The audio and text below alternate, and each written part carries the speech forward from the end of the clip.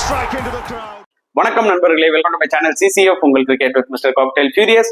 இப்போ நம்ம டிஸ்கஸ் பண்ண போற டாபிக் 2025 ஐசிசி சாம்பியன்ஸ் டிராஃபியோட மேட்ச் 2 ஓட ப்ரிவியூ தான் நம்ம டிஸ்கஸ் பண்ண போறோம். Between India versus Bangladesh at Dubai. ரொம்ப இம்பார்ட்டன்டான ஒரு match. To be very honest, இந்த ஒரு பர்டிகுலர் சாம்பியன்ஸ் டிராஃபில எல்லா மேட்சுமே ரொம்ப குரூஷியலான ஒரு மேட்ச்ங்க. பிகாஸ் நீங்க ஒரு மேட்ச் தோத்தா கூட செமிஃபைனல் குவாலிஃபை ஆகுது ரொம்பவே கஷ்டமாயிடும். ஸோ எல்லா டீமுமே எல்லா மேட்சையும் நாக் அவுட் மேட்ச் மாதிரி நினைச்சிட்டு விளையாடினாங்க மட்டும்னா தான் டாப் 4க்கு குவாலிஃபை ஆக முடியும்ன்றதை நான் சொல்றேன். இதுதான் ரியாலிட்டியும் கூட. ஓகே, ஸோ நம்மளோட அஜெண்டா என்ன இந்த வீடியோல?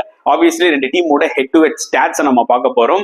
தென் India as well as Bangladesh அவங்களோட ஸ்ட்ரென்த்ஸ் அண்ட் வீக்னஸ் என்னன்றதையும் டிஸ்கஸ் பண்ண போறோம். பிளஸ் துபாயோட பிச் கண்டிஷன்ஸ், வெதர் கண்டிஷன்ஸ் எப்படி இருக்க போகுது, as well as India and பங்களாதேஷோட ப்ராபபிள் பிளேயிங் 11 என்னவா இருக்க போகுதுன்றதை என்னோட அசம்ஷன்ல நான் நிறைய விஷயங்களை பேச போறேன். ஸோ முதல்ல வந்து பாத்தீங்கன்னா நம்ம ஹெட் டு ஹெட் ஸ்டாட்ஸ் எடுத்துப்போம் ஓடிஐஸ்ல. ஸோ இந்தியாவும் பங்களாதேஷும் கிட்டத்தட்ட 41 மேட்சஸ் ஆடிருக்காங்க, அதாவது 41 ஓடிஐஸ்.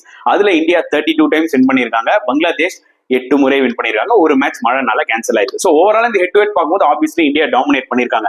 அதுல எந்த டவுட்டுமே இல்லை. நீங்க இந்தியா பங்களாதேஷ் சொல்லி நீங்க ஒரு மேட்ச் நடத்துறீங்கன்னா கண்டிப்பா இந்தியா தி சுப்பீரியர் டீம், அதுல எந்த டவுட்டுமே இல்லை. பட் ஒரு விஷயம் நம்ம மறக்க கூடாது, பங்களாதேஷ்ல போய் 2 முறை இந்தியா ஓடிஐ சீரிஸ் தோத்துருக்காங்க. அதனால டெஃபினட்டா இந்தியா வந்து பங்களாதேஷை லைட்டா எடுத்துக்க மாட்டாங்க. Because Bangladesh on their day they can defeat any team.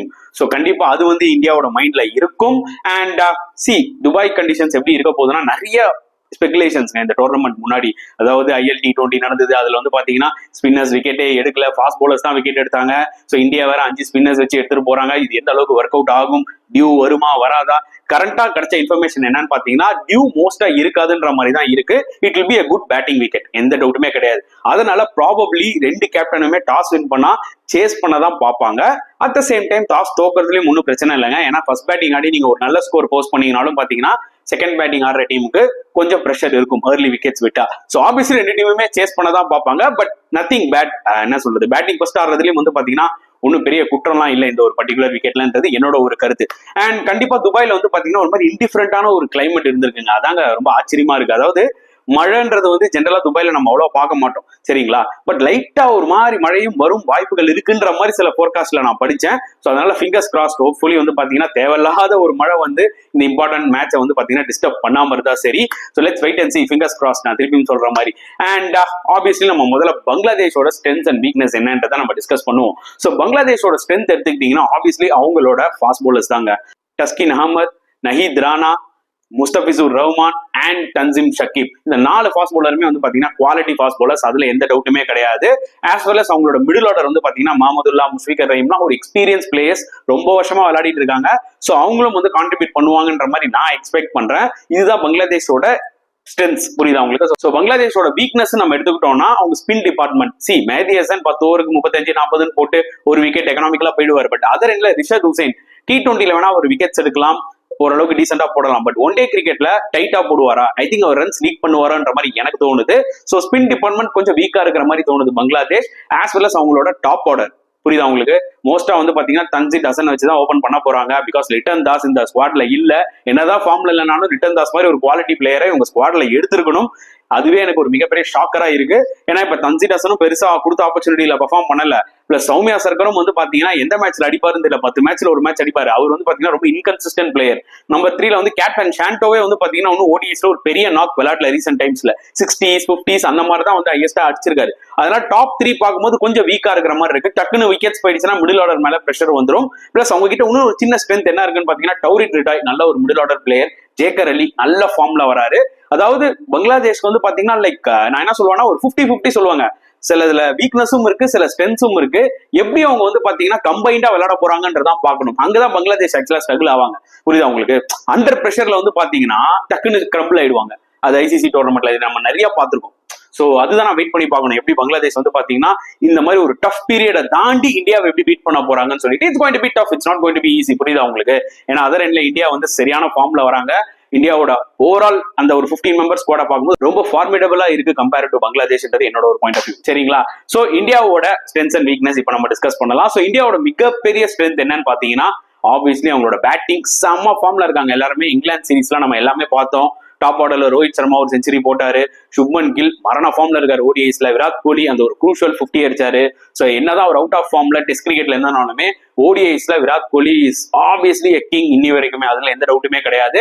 Number 4ல Shreyas Iyer எடுத்துக்கோங்க, அவரும் சம ஃபார்ம்ல இருக்காரு. At the same time Axar Patel செமையா கான்ட்ரிபியூட் பண்றாரு. ஹர்திக் பாண்டியா மிடில் ஆர்டர்ல will be so dangerous. You are having KL ராகுல், இல்ல ரிஷப் பண்டா, இந்த மாதிரி வந்து பாத்தீங்கன்னா பேட்டிங்ல எனார்மஸ் டேலண்ட் இருக்கு, நிறைய பேர் ஃபார்ம்ல இருக்காங்க. பிளஸ் இந்தியாவோட அடுத்த மிகப்பெரிய ஸ்ட்ரென்த் என்னன்னு பாத்தீங்கன்னா ஸ்பின் அட்டாக். அக்சர் பட்டேலா இருக்கட்டும், முக்கியமா ரவீந்திர ஜடேஜாவா இருக்கட்டும், நீங்க குல்தீப் ஆடுங்க, வருண் ஆடுங்க, யார் விளையாடினாலுமே வந்து பாத்தீங்கன்னா அந்த குவாலிட்டி வேற லெவல்ல இருக்குன்னு தான் நான் சொல்லுவேன் கம்பேர் டு பங்களாதேஷ். ஸோ இந்தியாவோட மிகப்பெரிய strength batting and spin department. எங்க இந்தியாவுக்கு ஒரு சின்ன வீக்னஸ் இருக்கும்னு என்னோட ஒரு ஃபீல்னா, ஆப்வியஸ்லி ஜஸ்பிரீத் பும்ரா மிஸ் பண்ணுவாங்க ஃபாஸ்ட் பவுலிங் டிபார்ட்மெண்ட்ல, அதுல எந்த டவுட்டுமே கிடையாது. But we have Mohammed Shami. But unfortunately Mohammed Shami அவர் இன்ஜுரிக்கு அப்புறம் வந்து இன்னும் ஃபுல் டில்ட் அவர் போடல.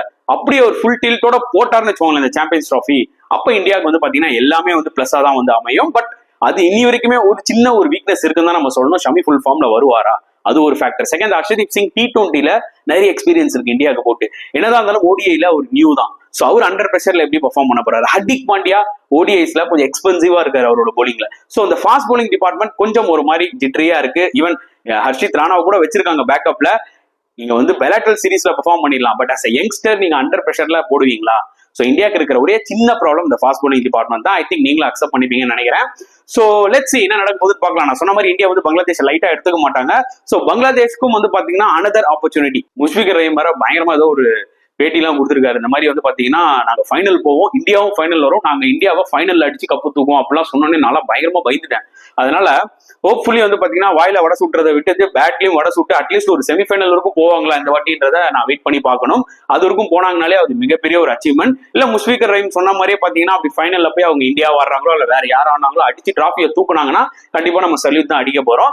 அப்படி அடிக்கலன்னா வழக்கம் போல பங்களாதேஷ் ட்ராலி ஃபார்வர்ட் அப்படின்னு சொல்லிட்டு தான் போக போறோம்ன்றதான் என்னோட ஒரு point of view. So let's wait and see. என்ன பொறுத்த வரைக்கும் பாத்தீங்கன்னா இந்த மேட்ச்ல இந்தியா வின் பண்ணிடுவாங்கன்றதா என்னோட ஒரு point of view. I will give 70% to India, 30% to Bangladesh, mainly because on their day they can easily create any upset. இதுதான் என்னோட ஒரு பாயிண்ட் ஆஃப் வியூ. புரியுதா உங்களுக்கு? சோ இப்போ இந்தியாவோட பிளேயிங் 11 என்னவா இருக்க போது, பங்களாதேஷோட பிளேயிங் 11 என்னவா இருக்க போது நம்ம டிஸ்கஸ் பண்ண போறோம். சோ இந்தியாவோட பிளேயிங் 11 முதல்ல நான் சொல்லிடுறேன். சோ ஆப்வியஸ்லி ரோஹித் சர்மா, சுப்மன் கில் தான் இறங்க போறாங்க. நம்பர் 3ல விராட் கோலி வருவாரு, நம்பர் 4ல ஸ்ரேயாஸ் ஐயர் வருவாரு, நம்பர் 5ல வந்து பாத்தீங்கன்னா ஆப்வியஸ்லி எல்லாமே கரெக்டா போச்சுன்னா we can see கேஎல் ராகுல். இல்ல ஸ்பின் டிபார்ட்மெண்ட் ஆப்போசிஷன்ல போட்டுருந்தாங்கன்னா அப்ப அட்டாக் பண்றதுக்கு they might send Axar Patel. So 5ல வந்து பாத்தீங்கன்னா நம்ம வந்து either கேஎல் ராகுல் ஆர் அக்சர் பட்டேல், அந்த 5 and 6. நம்பர் 7ல ஹர்திக் வருவாரு, 8ல வந்து ரவீந்திர ஜடேஜா. சோ ஓவரால் பாத்தீங்கன்னா strong batting lineup. And number 9ல முகமது ஷமியை பார்க்கலாம், நம்பர் 10ல ஹர்ஷதீப் சிங் வரணும், அண்ட் நம்பர் 11ல குல்தீப்பா இல்ல வருண் சக்கரவர்த்தியா.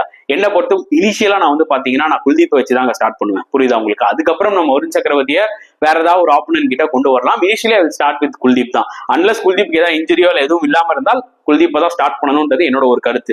அப்படி இல்லைனாலும் நம்ம கிட்ட ஒரு சூப்பர் பேக்கப் வருண் சக்கரவர்த்தி இருக்காரு. So no issues about it. ஓகேங்களா? சோ இது என்னோட இந்தியாவோட ப்ராபபிள் 11 ப்ரெடிக்ஷன். சோ இப்போ வந்து பங்களாதேஷ் பக்கம் போவோம்.